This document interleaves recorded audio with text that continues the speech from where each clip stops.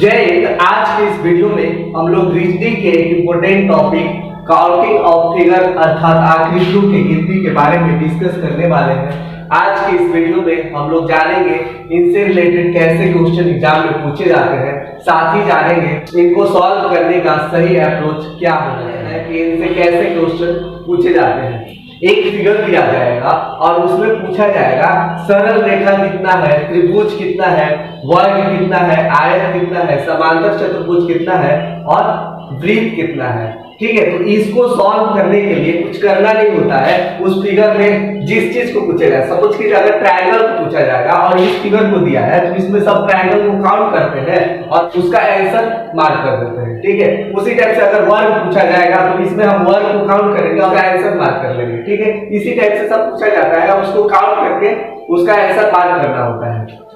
लेकिन होता क्या है, कभी कभी बहुत कॉम्प्लिकेटेड फिगर दिया जाता है। जैसे इस फिगर को देखिएगा, इस फिगर में क्या है, इसमें पूछा जाएगा कि कितना ट्रायंगल बन रहा है। ठीक है, लेकिन इसको अगर हम काउंट करने गए तो बहुत टाइम इसमें चला जाता है। लेकिन आज के इस वीडियो में हम ऐसा कॉन्सेप्ट बताएंगे कि उसको सॉल्व करने में 5 से 10 सेकेंड भी नहीं लगेंगे। तो आइए शुरू करते हैं। सबसे पहले सरल रेखा। सरल रेखा क्या होता है? सरल रेखा वह रेखा है जिसका लंबाई तो होता है लेकिन चौड़ाई और ऊंचाई नहीं होता है। जैसे यहाँ पे देखिएगा ये PQ जो है एक सरल रेखा है, इसमें देखिए लंबाई है, इसमें कुछ चौड़ाई और ऊंचाई नहीं होता है। ठीक है, तो इसको सरल रेखा बोलते हैं। अगर पूछा जाए सरल रेखा कितना है, उसको फाइंड करने के लिए हम लोग इसको 3 पार्ट में डिवाइड कर लेते हैं। पहला क्षैतिज रेखा, दूसरा लंब रेखा और तीसरा तिरछी रेखा। ठीक है, इस रेखा को क्षैतिज रेखा बोलते हैं और जो लंबा जो खड़ा है उसको बोलते हैं लंब रेखा। ठीक है, और जो तिरछा है उसको बोलते हैं तिरछी रेखा। ठीक है, हम लोग नेक्स्ट जानते हैं त्रिभुज के बारे में। त्रिभुज 3 भुजाओं से घिरी हुई एक आकृति होती है। त्रिभुज क्या होती है? 3 भुजाओं से घिरी हुई आकृति होता है। जैसे हम यहाँ पे बोल सकते हैं कि ABC एक त्रिभुज है। बस इसके बारे में इतना ही आपको मालूम रखना है। 3 भुजाओं से घिरा हुआ आकृति होता है। ठीक है, नेक्स्ट आता है वर्ग। वर्ग के बारे में आपको मालूम होना चाहिए कि वर्ग एक चतुर्भुज है जिसकी चारों भुजाएं आपस में बराबर होता है। जैसे अगर हम यहाँ पे इसका नाम लिख देते हैं ABCD, तो इसमें AB इज इक्वल टू है BC का, BC इज इक्वल टू है CD का और CD इज इक्वल टू है AD का।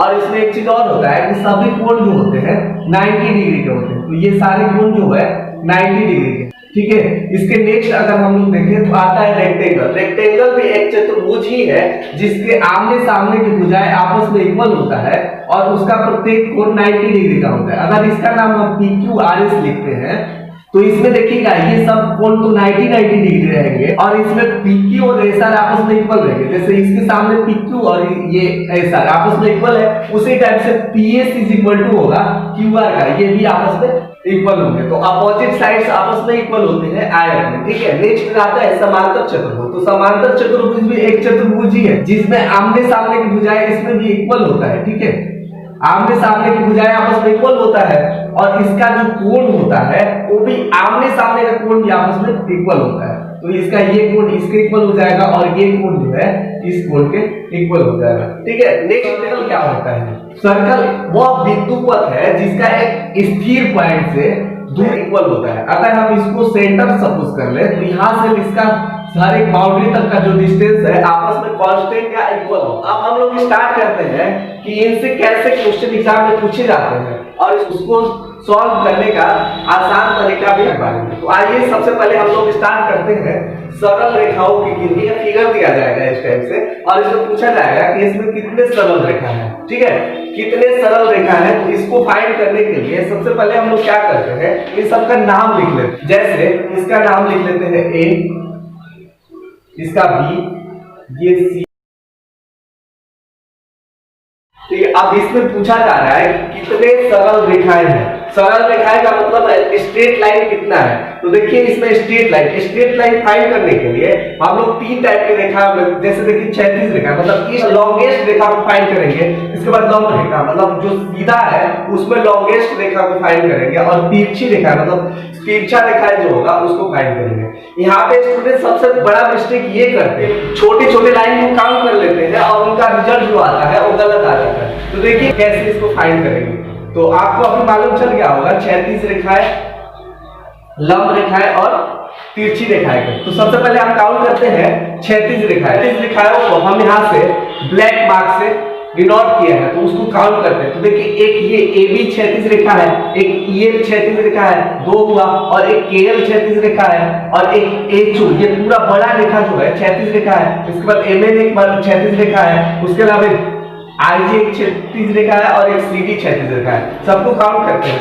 1 हुआ, 2, 3, 4, 5, 6 और 7। 7 रेखा जो है 36 रेखा है। ठीक है, अब हम लोग देखते हैं लंब रेखाओं के बारे में। लंब रेखाओं को हम लोग रेड मार्क से डिनोट किए हैं। तो देखिएगा लंब रेखाएं कितना है, एक ये है, एक ये है 2, एक ये 3, एक ये 4, एक ये 5 और एक ये 6। तो यहाँ पे लिख लेते हैं हम 6 ऐसे रेखा है जो लंब रेखा है। अब तिरछी रेखाओं को काउंट करते हैं। तो तिरछी रेखा तो एक भी नहीं है, तो यहाँ पे 0 लिख देते हैं। लास्ट में इन सबको ऐड करना होता है। तो 7 + 6 + 0 करेंगे तो 13 हो जाएगा, और 13 is the right answer of this question. Question आपको समझ में आ गया होगा। आइए देखते हैं हम लोग नेक्स्ट त्रिभुजों की गिनती कैसे किया जाता है। सबसे पहले आप ये छोटा वाला ट्रायंगल को देखिएगा, इसमें पूछा जाएगा कि कितना ट्रायंगल बनता है। तो देखिए एक ट्रायंगल ये बन रहा है, एक ट्रायंगल ये बन रहा है, और एक ट्रायंगल बड़ा वाला बन रहा है। तो इसमें टोटल ट्रायंगल कितने हैं, 3 हुए। और इसको फाइंड करने के लिए एक आसान तरीका हम बताते हैं। क्या होता है, जैसे कितने पार्ट में डिवाइड हो रहा है उसको लिखते हैं। ये फर्स्ट पार्ट हुआ, ये सेकंड पार्ट हुआ।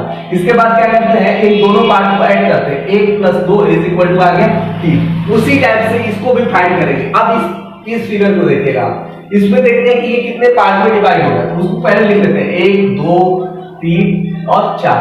अब कुछ करना नहीं होता है, इन सबको ऐड करना होता है। जैसे 1 + 2 + 3 + 4 = 4 के साथ 9 और 1 10।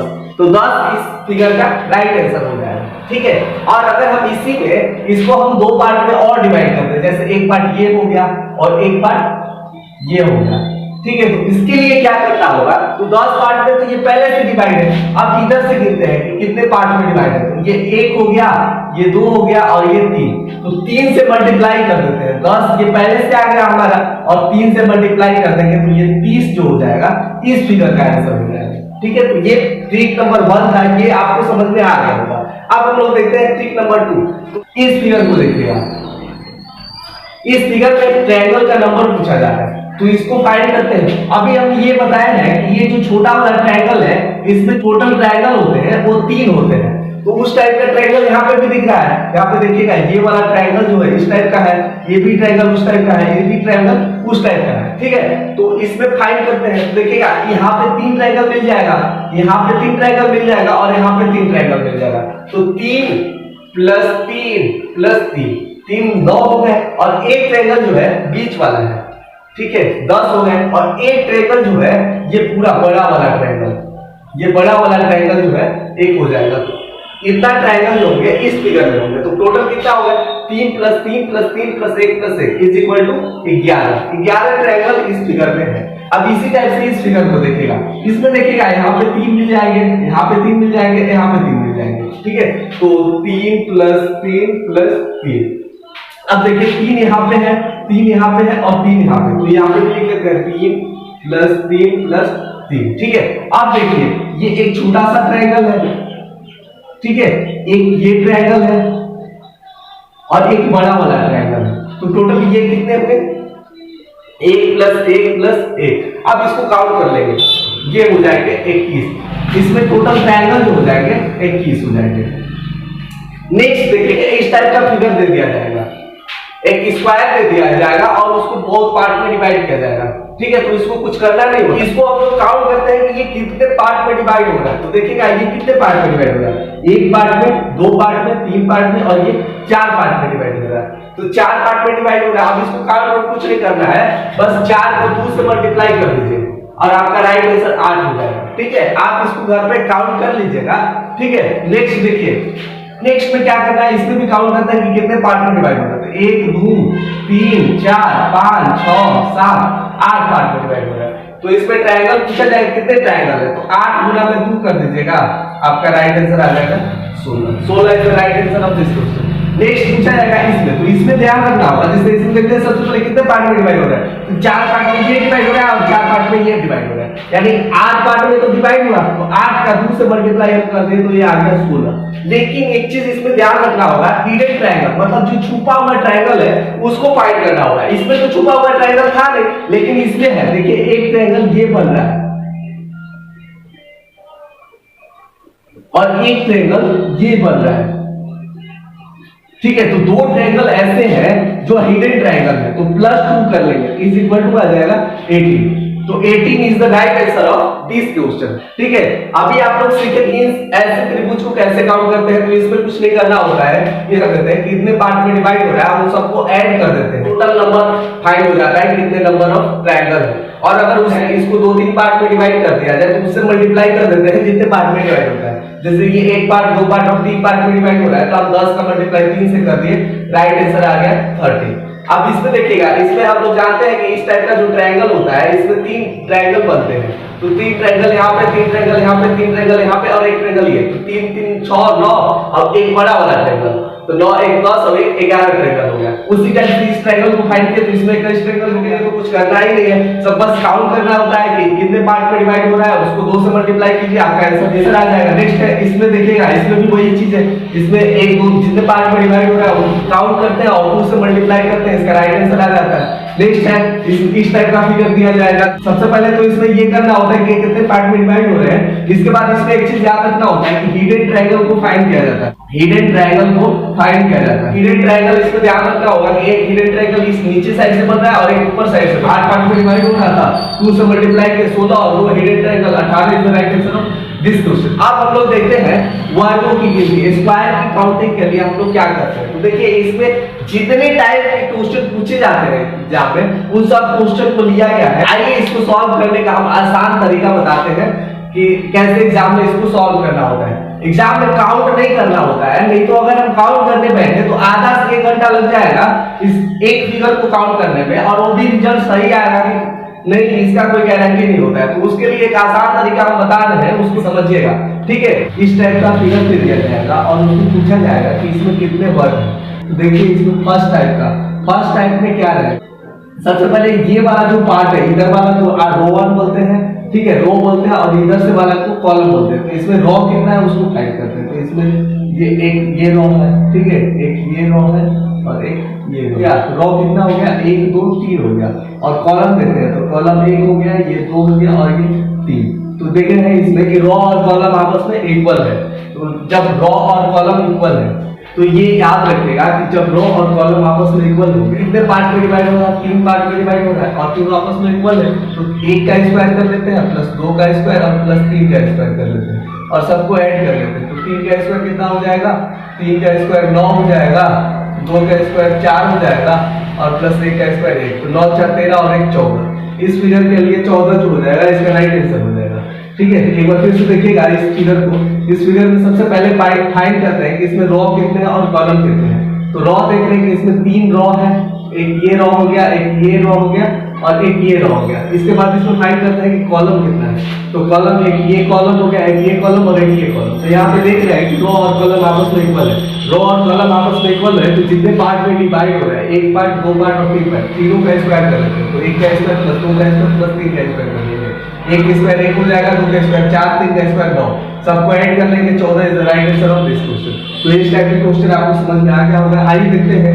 नेक्स्ट, देखते हैं इसमें भी वही करते हैं। सबसे पहले फाइंड करते हैं कि इसमें रो कितने हैं और कॉलम कितने हैं। तो इसमें रो देखते हैं, ये 1 हो गया, ये 2 और ये 3 रो है, और कॉलम देखते हैं। तो कॉलम ये 1 हो गया, ये 2, ये 3, ये 4 और ये 5। देख रहे हैं कि रो और कॉलम जो है आपस में नॉट इक्वल है। तो इस कंडीशन में क्या करते हैं, सबसे बड़ा रो जो होता है और सबसे बड़ा कॉलम का मल्टीप्लाई करते हैं। मतलब 3 का मल्टीप्लाई 5 से करते हैं, 2 का मल्टीप्लाई 4 से करते हैं और 1 का मल्टीप्लाई 3 से करते हैं, और 1 और 2 जो बच गया कॉलम में उसको छोड़ देते हैं। तो देखिए इसका क्या हो जाएगा, इसमें आप 5 का मल्टीप्लाई जो करेंगे 3 से करेंगे और प्लस करेंगे 4 का मल्टीप्लाई 2 से, 4 का मल्टीप्लाई 2 से और प्लस करेंगे 3 का मल्टीप्लाई 1 से। तो बस 15 हो जाएगा, प्लस 4 होगा 8 और प्लस 3, तो 3 8 11 और 15 26 जो हो जाएगा, इसका राइट आंसर हो जाएगा। इस टाइप को एक बार फिर से देखिएगा, ऐसा फिगर में हम क्या करते हैं कि रो और कॉलम को फाइंड करते हैं। तो इसमें देख रहे हैं कि रो 1 है, 2 और ये 3 रो है और कॉलम देखिएगा 1 2 3 4 5 कॉलम है। ठीक है, तो कुछ करना नहीं होता है, सबसे बड़ा कॉलम को सबसे बड़ा रो से मल्टीप्लाई करते हैं। तो 5 का मल्टीप्लाई 3 से कर दिए, 4 का मल्टीप्लाई 2 से और 3 का मल्टीप्लाई 1 से कर दिया। अब इन सबको ऐड कर देते हैं, जो आंसर नेक्स्ट टाइप का देखिएगा। इस फिगर को देखिएगा, सबसे पहले ये छोटा फिगर को देखिएगा, इसमें जो कितना स्क्वायर है इसको फाइंड करते हैं। देखिए इसमें कितना स्क्वायर हो जाएगा, 1 2 3 4 तो छोटा छोटा स्क्वायर है और एक स्क्वायर जो है ये बड़ा वाला हो जाएगा। ठीक है, तो इसमें कितना स्क्वायर हो जाएंगे 5, ये छोटा फिगर में 5 स्क्वायर। ठीक है, तो अब हम लोग फाइंड करते हैं ये वाला फिगर में। इस चीज को याद रखिएगा, अगर ये ऐसे का इस टाइप का फिगर है तो इसमें 5 स्क्वायर बनते हैं। तो देखिएगा इसमें कितने स्क्वायर बने। इस टाइप का फिगर इसको फाइंड करते हैं कि कितना है। तो एक बड़ा वाला है, ठीक है, और इसके बाद एक सेकेंड वाला है और एक थर्ड वाला है। एक ये फिगर हो गया, एक ये हो गया और एक बड़ा वाला हो गया। तो 3 ऐसे फिगर है जो इस टाइप के हैं और एक फिगर में 5 बन गया और ऐसा ऐसे 3 फिगर है। तो 1 2 3 है, तो 3 से मल्टीप्लाई कर देंगे, 5 × 3 कर देंगे, 15 is the right answer of this question. ठीक है, तो इसको एक बार फिर से समझिएगा। ये छोटा वाला फिगर जो है इसमें 5 स्क्वायर बनते हैं, 1 2 3 4 और एक बड़ा वाला 5। ठीक है, इस चीज को याद रखिएगा कि 5 फिगर बनते हैं। ठीक है, तो अब हम लोग ऐसा ऐसा फिगर इसमें फाइंड करते हैं। तो एक बड़ा वाला है और एक इसके बाद इसके अंदर वाला है और एक छोटा वाला है। तो ये 3 फिगर है, तो 5 का मल्टीप्लाई 3 से कर देंगे तो 15 is the right answer of this question. ठीक है, आइए देखते हैं नेक्स्ट टाइप का। और मैं इसमें देखिएगा क्या चीज है, इसमें देखिएगा एक कॉलम इसमें और रो फाइंड करते हैं। तो यहाँ पे देखिएगा रो जो है 1 हुआ, 2 रो हुआ, 3 रो हुआ और ये 4 रो हुआ। और कॉलम देखते हैं तो 1 कॉलम 2 कॉलम 3 और एक रो और कॉलम आपस में इक्वल है। तो इसमें क्या करना होता है, इसका स्क्वायर करना होता है। तो 1 का स्क्वायर करेंगे, 2 का स्क्वायर प्लस 3 का स्क्वायर प्लस 4 का स्क्वायर। तो 4 का स्क्वायर 16 और 3 का स्क्वायर 9 और 2 का स्क्वायर 4 हो जाएगा प्लस 1 का स्क्वायर 1 हो जाएगा। अब हम सबको ऐड करेंगे तो 16 9 25 4 19 और 30, तो 30 स्क्वायर तो ऐसे होंगे। अब हम फाइंड करेंगे कि इसके अंदर वाला ये वाला देखिएगा, इसमें कितने स्क्वायर बनते हैं। तो ये इस टाइप का है, इसमें 5 स्क्वायर बनेंगे, इसमें 5 स्क्वायर बनेंगे, इसमें 5 स्क्वायर बनेंगे और इसमें 5 स्क्वायर बनेंगे। ठीक है, तो 5 + 5 10 5 15 और 5 20 स्क्वायर ऐसे होंगे जो इसके अंदर बनेंगे। तो दोनों को ऐड कर देंगे तो 0 हो जाएगा और 3 और 2 5। तो इसमें जो टोटल नंबर ऑफ स्क्वायर होंगे वो 50 हो जाएगा। अभी हम लोग पढ़े एक फिगर में सरल रेखा स्ट्रेट लाइन का काउंटिंग के बारे में, त्रिभुज की गिनती के बारे में और वर्ग की गिनती के बारे में। फिगर में वर्ग को काउंट किया जाता है। अगले वीडियो इसके नेक्स्ट जो पार्ट 2 आएगा उसमें हम लोग पढ़ेंगे रेक्टेंगल, आयत को कैसे फाइंड करना होता है, समांतर चतुर्भुज रोम्बस को कैसे फाइंड करना होता है और सर्कल के बारे में, सर्कल को कैसे फाइंड किया जाता है। ठीक है।